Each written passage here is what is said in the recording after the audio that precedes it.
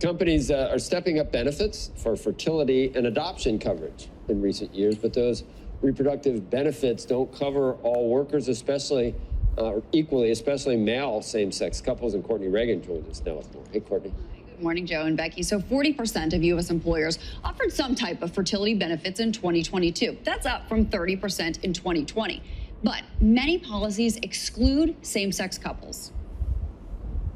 We were shocked when we started to look into it and realized nothing is covered by insurance unless you can prove that you're infertile. The first step for us was to get our sperm tested.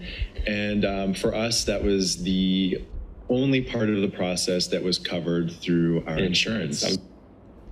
While 63% of LGBTQ plus individuals plan to become parents, only 10% of employers offer a surrogacy benefit.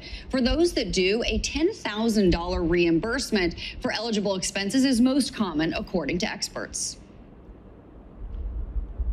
The average cost of surrogacy has gone from $75,000 5 years ago to anywhere between $150,000 and $250,000. Surrogacy comes with a lot of added costs beyond the IVF cycle, like lawyers' fees, all expenses, compensation, insurance for the carrier, donor eggs, since gay men can't biologically provide them. Will Porteous is a father through gestational surrogacy. Before he worked at fertility benefits manager Maven Avitz as its chief growth officer. He and his husband's parenthood journey cost nearly $175,000, but he doesn't think employers need to offer full coverage.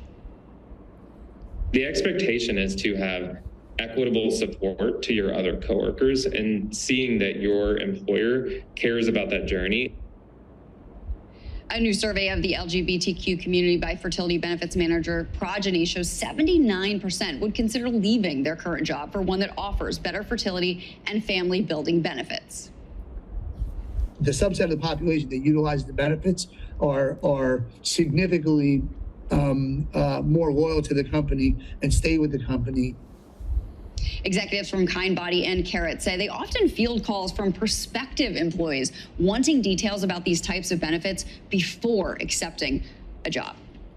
In the intro, we talked about adoption services, but you didn't really mention anything. What goes into, what are the expenses? I was adopted, so long ago, in the Stone Age, but what's involved?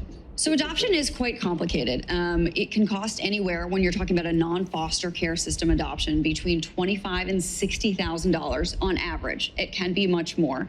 There are also a number of states, I think there's 13 states, that make it much harder for same-sex couples to adopt a child. There's a matching process. There's no guarantee. Yeah. It can take years. And we actually did ask a number of the people that we spoke to about this, although you were adopted, of course, and so I know you know a lot about this personally, but it can also be a touchy question to ask people that want to have children because they also want to have biological children. And so it is a difficult choice, and neither one is easy. Both are very expensive, and there are no guarantees with surrogacy or adoption.